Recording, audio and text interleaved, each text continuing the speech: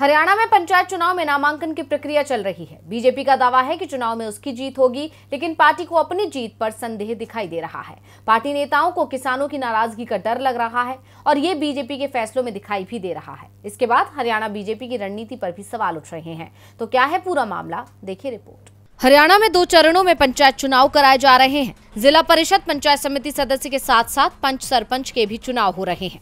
पहले चरण में 9 जिलों में वोटिंग होनी है। पहले चरण में पानीपत, भिवानी, झज्जर, जींद, कैथल, महेंद्रगढ़, नूंह, पंचकुला में वोटिंग होगी। 19 अक्टूबर तक नामांकन पत्र जमा किए जा सकते हैं। 30 अक्टूबर को मतदान होगा और 2 नवंबर को पहले चरण की वोटिंग के नतीजे घोषित कर दिए जाएंगे। पंचायत चुनाव दलगत आधार पर हो रहे हैं और उम्मीद की जा रही थी कि बीजेपी समर्थक कमल का फूल चिन्ह पर चुनाव लड़ेंगे और ये कई जगह दिखाई भी दे सकता है, लेकिन अधिकांश जगह बीजेपी का चुनाव चिन्ह नहीं दिखेगा। जी हां, बीजेपी ने पहले चरण में जिन 9 जिलों में वोटिंग होनी है, उनमें से सिर्फ 3 जिलों में कमल का फूल चिन्ह पर उम्मीदवार उतारने का ऐलान किया है।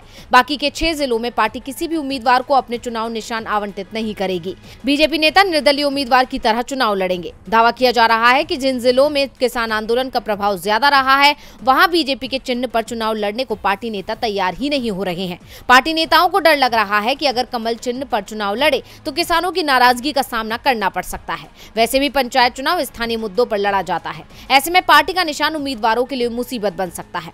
चुनावों में कोई भी उम्मीदवार जीतता है तो उसे बाद में पार्टी में आसानी से मिलाया जा सकता है, क्योंकि हरियाणा में सरकार बीजेपी की ही है और जीते हुए उम्मीदवारों की पहली पसंद सत्ताधारी दल से जुड़ने की ही होती है। पार्टी निशान पर चुनाव लड़ने का नुकसान बीजेपी हाल ही में हुए 46 नगर पालिकाओं के चुनावों में देख चुकी है, जब आधी सीटें बीजेपी के हाथ से निकल गई, जबकि कांग्रेस ने निकाय चुनावों में अपने उम्मीदवार तक नहीं उतारे थे।